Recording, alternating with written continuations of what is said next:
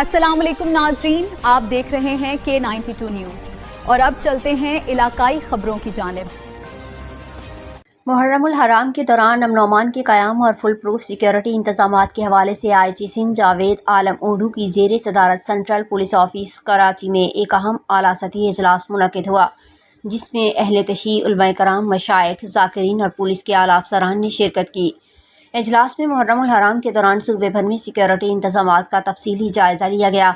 Briefing में बताया गया कि सिंध भर में 2451 इमाम बारगाहों, 18,030 मजालिस, 4,369 मातमी जुलूसों और 963 ताज़िया जुलूसों की सिक्योरिटी के लिए जामे प्लान तरतीब दिया गया है।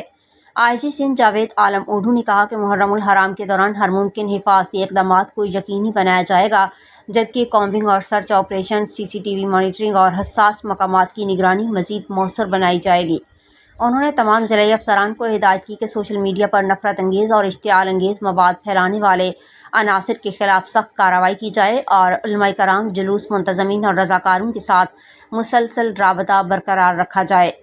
IG सिंध का कहना था कि मुहर्रमुल हराम के दौरान खसूसी ट्रैफिक प्लान भी नाफिज किया जाएगा, ताकि शहरियों को कम से कम मुश्किलात का सामना करना पड़े, जबकि इमरजेंसी सर्विसेज और एम्बुलेंसेज की बिला तातुल आमदोरफ्त को यकीनी बनाया जाएगा। उन्होंने आवाम से अपील की कि मशकूक अफराद या सरगर्मियों की फौरी इत्तला पुलिस हेल्पलाइन 15 पर दें, ताकि किसी भी नाखुशगवार वाक़े से बर वक्त निपटा जा सके।